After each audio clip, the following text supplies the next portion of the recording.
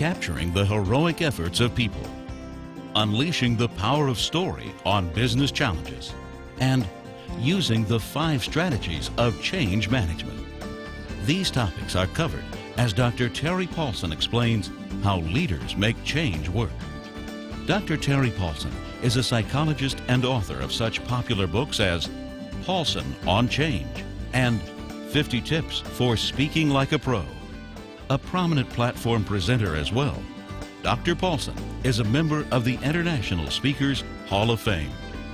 Listen as Dr. Terry Paulson talks about how leaders make change work. Today's session, leaders make change work. Everybody talks about change. Everybody knows they got to deal with change. You don't want to hear about change. You want to hear about making change work. What are the practical strategies you can use as a leader to make sure that happens? First key idea that I want you to remember is to cultivate the action imperative. How many of you work with companies where they substituted analysis for courage? They had a 9-year task force. How many of you have been involved? You go, by the time they figure out what to do, a competitor has already come out with a model that is far better and improved. Our job is to do our due diligence, but to get into motion. Once you're in motion, you have a chance to make the adjustments that are necessary. Winston Churchill, the right leader for very difficult and troubling times, said, "I never worry about action. I only worry about inaction." Because once people are in inaction, their doubts take over, their inability to assess and to establish a direction begins to take precedence, and we lose our focus. Once we're in movement, we can adjust. It's very much like skiing. How many of you agree when you're skiing, when you first learn, they taught you oftentimes the snow plow was the term that was used here in the States. You would hold your legs apart and you would move slowly down this whole mountain. You paid to have a very poor experience. They no longer do that. Now they teach you that merely by waiting and increasing the speed, you increase the likelihood that you can traverse the mountain more effectively. Only with speed does that become possible. When you're in movement, you can get feedback from the world. The job of a good change leader is to keep people moving. Do your assessment, but get into movement so you can get feedback from your world. Wayne Gretzky, the great hockey player, early on, a coach who was frustrated with his lack of scoring pulled him aside after a frustrating evening. And he said, "You outskated everybody else out there on the ice, but you did not take a single shot on net. Miss some tomorrow night. You don't miss any, don't come back in here. You miss 100% of the shots you never take." How many times we get into a position where we're so afraid to move that we don't even raise our hand and participate. We were taught that in school. You remember that in school? Where you were afraid to raise your hand? You're thinking, is this profound or is it stupid? The line between profound and stupid is a very thin line. And by the time you figured it out, somebody else has suggested your idea, or the agenda has moved to a new item. Our responsibility is to make sure that we share our ideas, that we take our risks, that we make our moves in making our vision happen. Second key point I want you to remember. Kill the myth of perfection. How many of you agree that quality is a very important part of competing in the global economy? You have to have quality products and services. It's like oxygen. Without it, you're not going to survive. And yet, if you become so focused on quality that you're not able to make the strategic risks that are necessary to move you forward, we will fall victim of being very good at something no one needs. Our responsibility is to manage that tension. I support the quality initiative. I work to try and establish best practices and learn. And we will continue to do that throughout history. But we have an equal responsibility to make it safe for people to have error. How many of you agree as soon as you're doing something new, error comes into the picture? I'll give you a quick little exercise. Take your left hand to your nose. Everybody, right now, left hand to your nose, right hand across left earlobe. This is position 1. Now I want you to move to position 2. Right hand on nose, left hand across right earlobe. This is position 2. Now that you've had training, I want you to stay with me on count as we go from 1 to 2 on count. Are you ready? 1, 2, 1, 2, 1. Okay, I suggest you stay in the jobs you have. I'm actually more concerned with those of you who stayed up with me because it proves you do it frequently, which is a very bad sign. You see, that's what training is like. I can tell you what to do. I can model it as I did. I can even let you practice it once. But when I moved you to full life speed, you faltered. And as a result of that, isn't that what happens in so much of learning? We go to a program and we learn wonderful things. But when we come back, we've got a desk full of new messages because we've been there. We've got emails to respond to. We've got all this stuff to do. And what happens is it's too easy for us to go back and do it the way we did it before. The challenge of leadership is making sure that when you move through change, you make room for error and you manage it. Hidden errors become big errors. How many of you would agree with that? It is our responsibility to surface errors early. The earlier I know about it, the less likely it is going to interfere with our ability that by the time we get to the customer with our product or service, it's quality. That's the challenge that we have to make sure that we do. Perfect leaders are intimidating. If you have to be perfect in everything you do, you know you do not always handle things well. So you'll have more of a tendency not to want to share your ideas. If everybody in the group begins to think that a certain way is the best way to do it and you're the only one who doesn't, you tend not to raise your hand. Our responsibility is to create an environment where people understand error is part and parcel of change. How many of you have people working for you that you are really glad you have? It's even changed your prayers. Every night you get down on your knees, let them live. We want to make sure we have these people. And if they perceive you as intimidating or always having to be right, they have to play games with you instead of realizing they can get the best ideas that are possible. Our challenge is to make sure that we build an environment that is safe to talk about errors. Third point. It is critical that we use error as course correction feedback. When you're driving a car at 60 miles an hour down a road, I don't care how straight the road, nor how effective or well-engineered the vehicle. When you're going 60 miles per hour, your hand has to go back and forth to maintain your course. You make course corrections. If you don't believe that, try it. Get a car, align the car, make sure that you're looking directly down the center of that road and accelerate to 60. You'll feel pressure to move your hand. If you don't move your hand, make sure you use a friend's vehicle. And you have an ambulance ready to pick you up when you go off of that road. That's when you're going 60 miles an hour. When a plane is going 600, they have to make those course corrections even more effectively. It's the same thing with making change work. We have to make sure that we're allowing the errors that we have to provide the course correction data to adjust our course as we move. That's the responsibility of leadership. I had one CEO who called me from South Carolina after attending one of my programs, and he said, I want to tell you what I did. I went back and I put $100 on the table with my top executives. And I said to them, I want to tell you about a mistake that I made last week and what I learned from it. He had never done that, so they knew he'd been to a seminar. He was acting bizarre.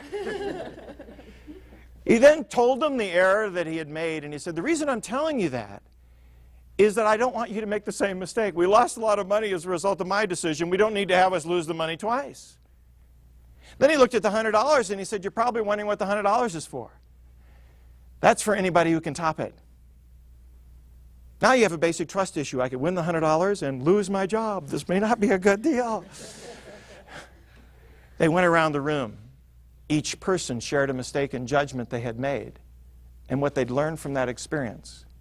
One of the managers in that meeting said, that's the best investment we have ever made in a meeting in any that we've ever had.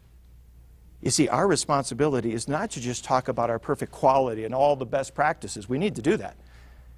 But we need to surface and be comfortable looking at the errors. The change journey is very much like a car that has no reverse. You can't turn it off. There is no easy off-ramp. And you have to fix all flat tires while moving. That is why your rear view mirror is smaller than your front window. Can you imagine driving a vehicle with a huge rear view mirror and you have a little slit 6 inches to drive through? That would be an exciting drive. You see, what I think happens to too many companies and individuals when they look at change, they get preoccupied with the mistakes that they've made instead of thinking about the choices they have to make as they move out the front window. You as a leader must not only manage error, but use it to help you propel towards the vision and the mission that you've created. And if you're doing that, you're keeping people out of the past into the future. Whenever you're stuck in the past, that's in an area you can do nothing about. Our job as leaders is to keep people focused on what we can do to take advantage of errors to move us forward strategically and effectively. Fourth point, unleash the power of story. Story is what penetrates. The interesting thing is, you can tell me statistics, you can tell me about best practices, but when you involve a story about real people making a real difference, you connect to the lives of people. Unfortunately, what often happens in organizations is they have legendary stories that talk about the founding fathers of their organization, the founding fathers of their country. But we forget that as we go through change, you have to incorporate new stories that capture the new culture. If you are going to make change work, your job is to capture the story of change working and positively gossip about the people and the events that are shaping the culture that you're trying to create. Now, here's the challenge of this. The longer you've worked with people, the less likely it is you listen. How many of you agree? We count our computers oftentimes more than we do our people. I love my computer. I'm sitting on my computer and I'm working, and Nancy comes in. And she said, I need to talk to you. And I say, certainly. Go. And I continue to work at my computer. What am I saying to Nancy? You're not important. Look, I know I'm supposed to have an open door, but in spite of the fact that I have a closed mind, continue. You see, I honestly believe if I am not creating an environment where I give her passion for her ideas and her input, I am missing one of the greatest opportunities I have as a leader. 5 minutes listening to somebody else's excitement is one of the things that cements the change process in a positive way. Edith Wharton said, there are 2 ways of spreading the light: to be the candle or the mirror that reflects it. You see, as a leader, I come back from a training seminar and I'm excited about what I've learned. And I want to come back and I want you to share my excitement. But I have a lot of people that I need to influence. So I come back and I say, Pat, here's my light. I've been to training, and I want you to know I have new passion and excitement for my vision and the change we're going through. Do you share that, Pat? Take out your candle right now. All right, now would you light your candle? This is our candle for change. Do you feel excitement and passion? Starting to. Starting to. I can sense it in you. Now, you just keep it up yourself, because I got people I need to excite. As soon as I leave, what's he going to do with a candle? Whew, God, I guess you had to be there. There's something wrong with this guy. You see, here's the interesting thing. If you have to be the motivation for your people, you're never there. If you're pushing and pulling people to change, you got a problem. My responsibility is, what if I was the mirror? What if when I came back from that training experience, instead of saying what I said before, I came up to Pat and I said, Pat, I went to a training session today. And I got to tell you, half of the time I was there, I was thinking about you. Because they were talking about some of the ways to make change work. And as soon as they mentioned those areas, I went to some of the things you're doing on your group and the fine work you've been doing on that project. And I kept thinking, I have a wonderful employee working for me who makes change work. And I just want you to know, continue to do those kinds of things. It's exciting. You see the difference? I'm excited about his performance. If we come back and we share stories from other companies, we're not getting excited about the right people. The difference between being enthusiastic and generating enthusiasm is whose ideas you get excited about. Our responsibility is to make sure we're excited about our people. The first manager I ever had, best manager I ever reported to, his name was Jack Nichols. I was 17 years old. I was a lab technician. That was my title. I drove a truck. It was a construction project. I don't know why they called me a lab technician. Now I'm sure it was for funding purposes. It was my first job.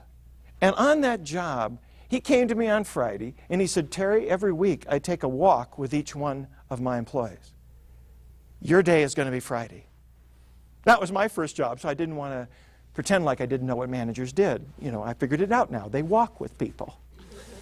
So I'm walking with this guy, and he shares a very insightful question. He said, Terry, you've been here a week now. What's working for you? I remember looking at him like, what? What do we ask teenagers?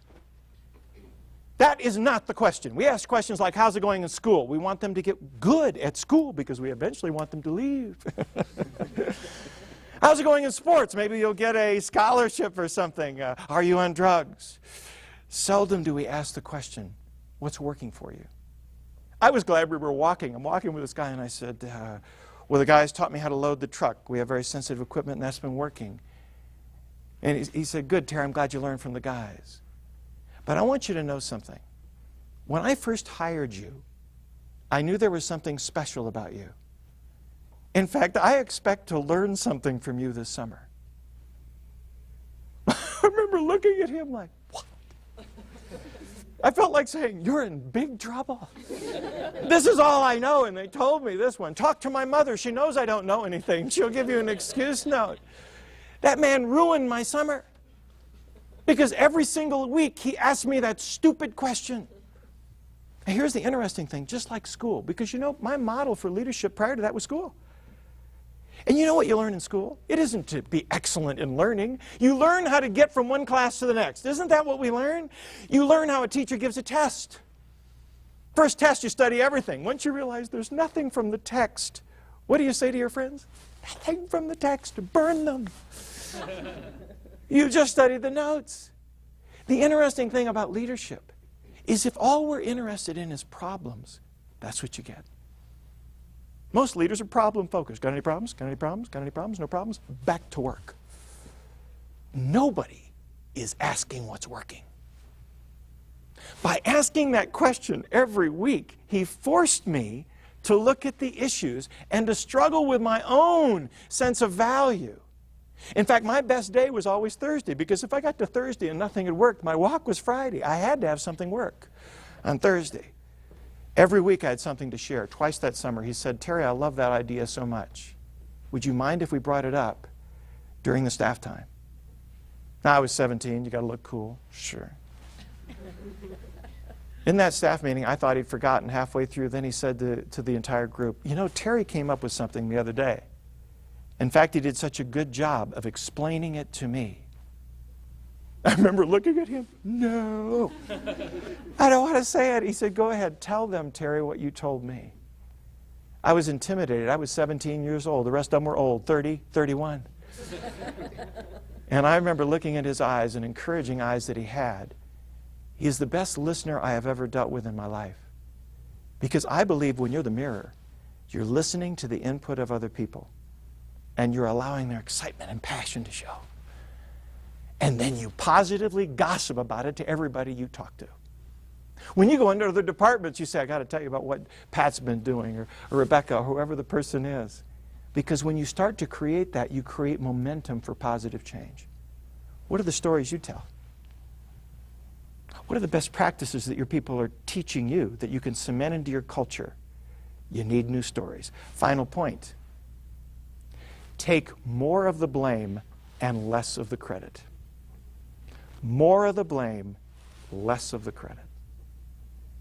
Most leaders take more than their share of the credit and less than their share of the blame and wonder why people don't get excited. It is our responsibility to realize that when you're making change work, it's your people that are making it work.